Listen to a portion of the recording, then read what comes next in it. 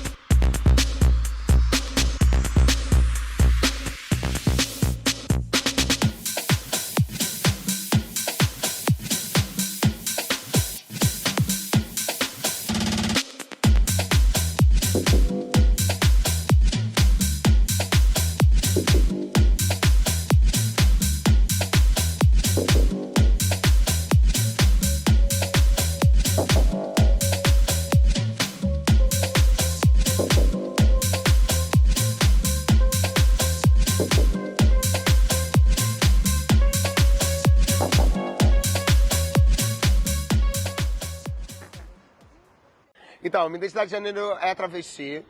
Eu acho que é uma identidade de gênero que diz muito respeito a uma sul-americanidade. É uma palavra que rouba dessa performance artística francesa e traz pra gente como identidade de gênero. Ela não existe em outros países pensada dessa forma e sempre foi, provavelmente, a mais marginalizada. Eu sou maquiadora, consultora de estilo, trabalhei muitos anos em televisão. O processo da transição, quando aconteceu, eu já estava emancipada profissionalmente, né? Eu já tinha uma profissão, eu já tinha uma carreira. Então isso não causou uma estranheza, até porque eu sempre fui muito feminina, desde criança, desde muito pequena. Então isso não foi uma novidade, eu sempre fui uma pessoa gay muito extravagante. Sou de Suzano, interior de São Paulo, mas moro no Rio de Janeiro já há 12 anos, sou muito feliz aqui nessa cidade. Durante a minha graduação mesmo eu não tive muitas oportunidades de fazer personagens com que eu me identificava. No final da minha graduação, eu bati o pé e falei, não, dessa vez eu quero fazer, é o universo que eu estou habitando agora. E o meu diretor foi um amor de pessoa, que ele sentou comigo e falou, olha só, você é a primeira atriz trans que eu estou trabalhando, então me diz o que você quer fazer. E aí eu fiz um monólogo inspirado na Sofia, de Orange is the New Black, que é uma transexual no presídio. E foi incrível, assim, foi incrível, que foi a primeira vez que eu entrei em palco tendo noção de quem eu era.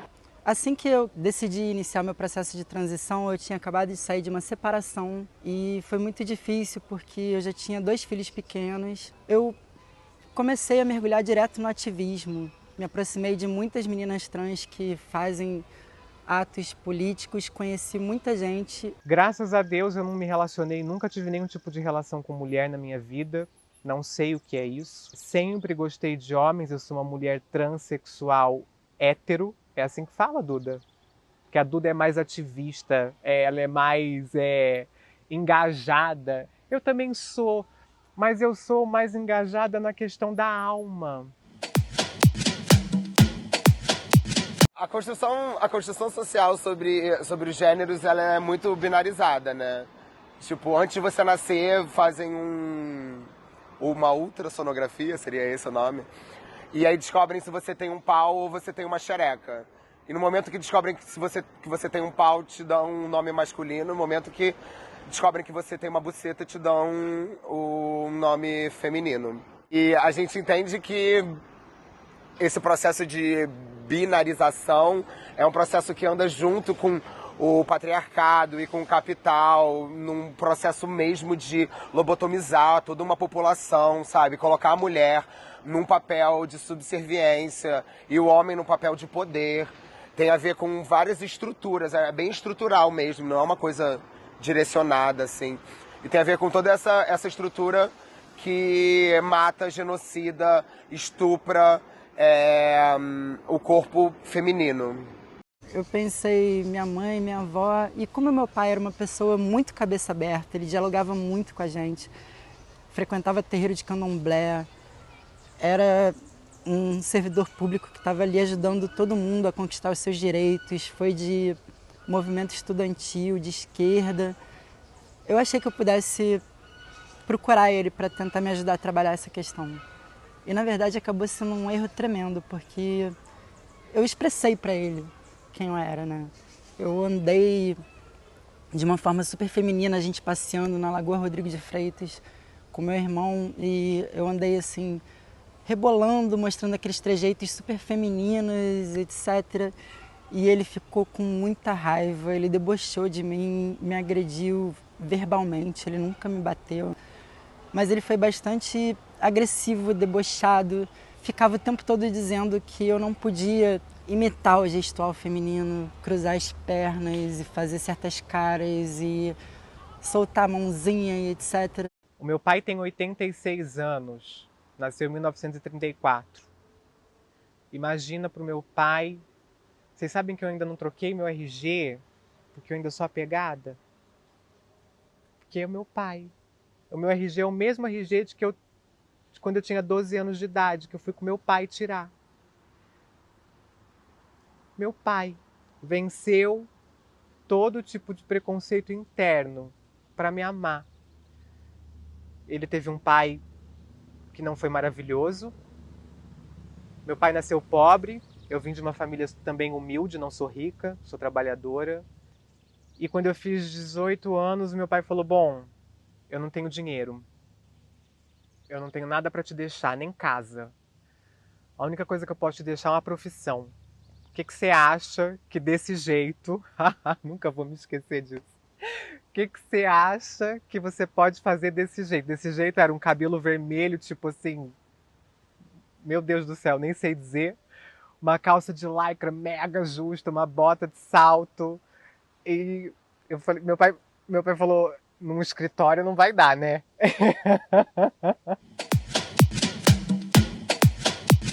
Eu sou muito privilegiada de ter passabilidade e de ter uma família que me apoia. Mas nem sempre foi assim, nem sempre tive passabilidade. Eu já sofri muito na rua também. Só que mesmo sofrendo, eu sabia que quando eu chegar em casa, minha mãe vai estar lá. Quando eu chegar em casa, eu posso ligar para minha mãe e para o meu pai e pedir um suporte. Eu posso chegar e ligar para minha irmã e pedir um suporte. Só que tem meninas que não têm isso. Passabilidade é a capacidade de passar pela sociedade sem morrer. Se você tem passabilidade, você não vai ser morta na rua. E quando você não tem passabilidade, ou quando você é uma coisa que, por exemplo, a identidade não binária, que você não se identifica nem como homem nem como mulher, o risco é muito maior de você sofrer alguma coisa na rua. De que forma as pessoas vão te ver e vão te legitimar enquanto uma pessoa cis ou não? Eu, por exemplo, não tenho muita passabilidade, então eu sofro pencas agressões porque as pessoas, elas não conseguem conceber a ideia de uma pessoa ser linda, maravilhosa, poderosa e travesti ainda, sabe? Tipo, não dá pra elas. Você tem que ser triste. Você não pode andar na rua feliz, vão querer te bater. É sério, não tô mentindo. Transfake é um tema muito importante que a gente tem que mencionar, sim. A gente não está querendo proibir o artista, um diretor de cinema, um diretor de teatro, um ator de fazer o seu trabalho, de construir o personagem que ele quiser. Mas se a gente não consegue nem ao menos obter o respeito das pessoas para poder trabalhar interpretando a gente mesmo num palco, e a gente está aí morrendo de fome. Eu, enquanto pessoa trans, eu não quero visibilidade. Visibilidade não paga a minha luz, visibilidade não enche meu armário de comida, mas representatividade sim. Porque enquanto tiver pessoa cis fazendo personagem trans, a gente não vai saber que existe. É muito interessante sim, eu acredito que é possível sim, mas no momento em que a gente vive hoje, onde o Brasil é o país que mais mata pessoas trans, é importante que a gente dê oportunidade para que essas pessoas se expressem e falem sobre as suas demandas.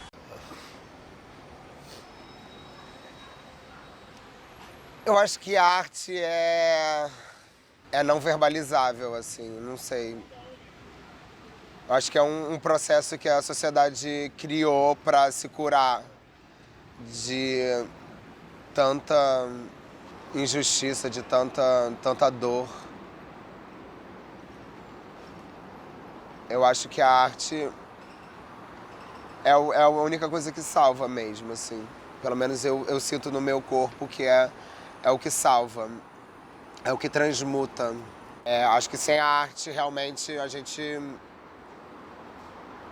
estava perdido. E eu não falo da arte institucionalizada, com A maiúsculo de galeria. Eu falo mesmo das pessoas que estão no sinal jogando malabares. Eu falo dos performers que trabalham com autoexposição impiedosa. Eu falo de qualquer tipo de arte, assim, sabe?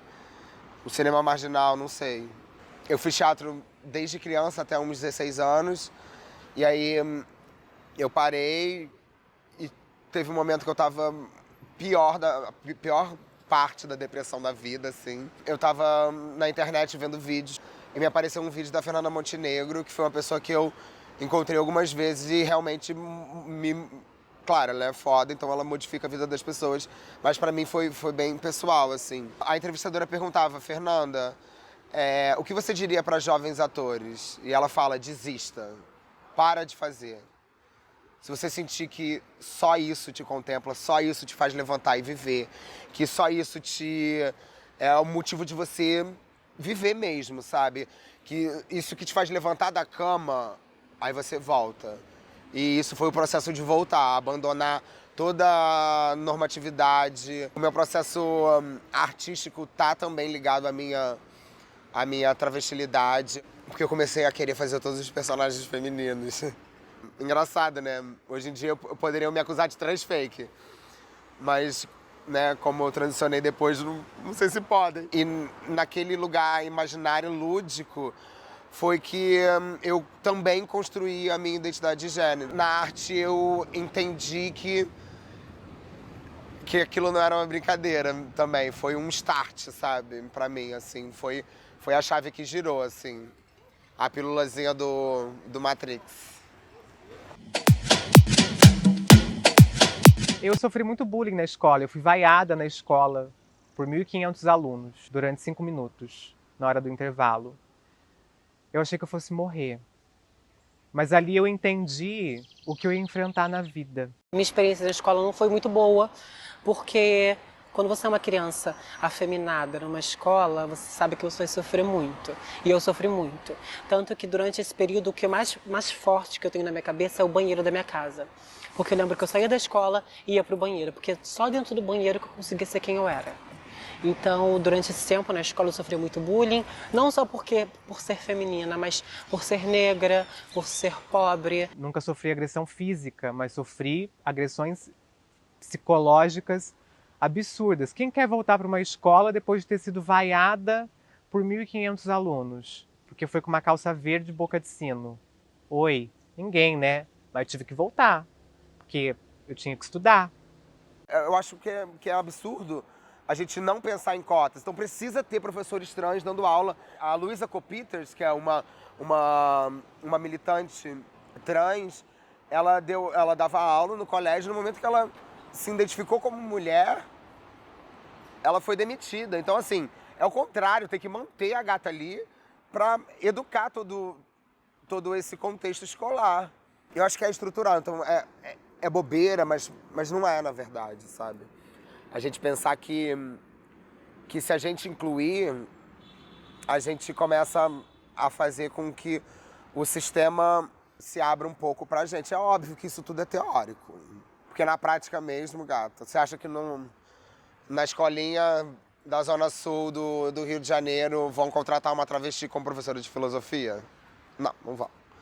Mas na teoria, se contratassem, aqueles alunos iam ser menos cruéis em 1 ano ou 2 anos de convívio.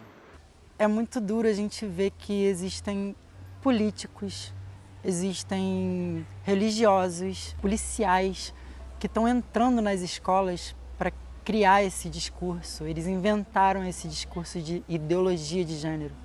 Gênero não é uma ideologia, gênero é, como eu disse, é quem você é. Quando eles falam que nós que somos LGBT estamos tentando induzir as crianças a acreditar que elas podem ser o que elas quiserem, que um menino pode se entender como menina, que uma menina pode se entender como menino, isso é um assunto equivocado, é um discurso de ódio.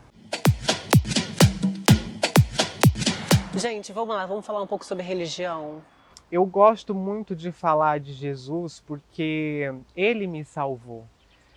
Mas ele não me salvou da sociedade, ele me salvou de mim mesma. Não é tabu mais hoje falar sobre religião. Pessoas trans também têm religião. Pessoas trans são pessoas como qualquer outra pessoa, gente. A gente não é um alienígena que veio uma nave aqui, pousou e saiu uma pessoa trans, não é isso? Gente, quando você entende que existe um Deus que te ama,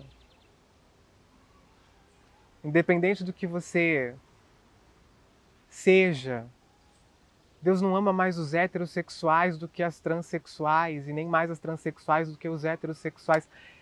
A Bíblia diz que o Senhor entregou o seu Filho, um Deus, morreu pela humanidade. Não foi por um grupo seleto de pessoas. Jesus não veio para trazer separação, mas ele veio para trazer união. Jesus andava com prostitutas, Jesus andava com ladrão, Jesus andava com traidor, andou com Judas, né? Judas sentou à mesa com Jesus.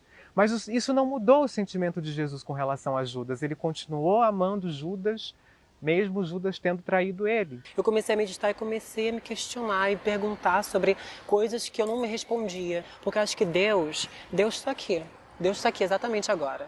Sabe, Deus está nos pássaros, Deus está no vento que toca o meu rosto, Deus está no sol que queima a minha pele. Eu não quero me privar só em uma coisa, porque quando você fica fanático em uma coisa só, você acaba que você se perde também, sabe? Que você começa a querer julgar as outras pessoas, e não é por aí. Não é pelo julgamento do outro que eu vou montar quem eu sou, eu vou construir a minha identidade. Eu não gosto de ser 100% católica, 100% evangélica, 100% isso. Quando a gente começar a entender que nosso corpo é plural, que nós somos seres plurais, que a gente pode habitar em N universos e continuar sendo quem a gente vai começar a entender isso. Eu acho que se você está em paz com seu coração e você consegue ser um ser humano melhor, se a tua fé te faz ser um ser humano melhor todos os dias, você está ok, você está ótima. O que não dá é para você levantar uma bandeira de uma fé e agir como um monstro. Não foi isso que Jesus veio trazer para a Terra. Não foi isso que ele veio falar para a gente, tanto que morreu assassinado, como muitas travestis e muitas transexuais morrem todos os dias no nosso país.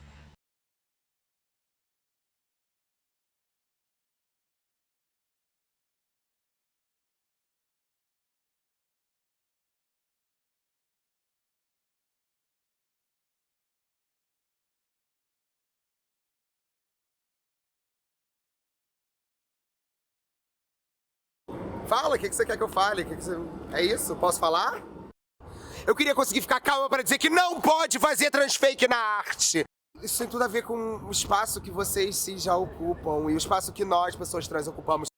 Viva a geração do traviarcado.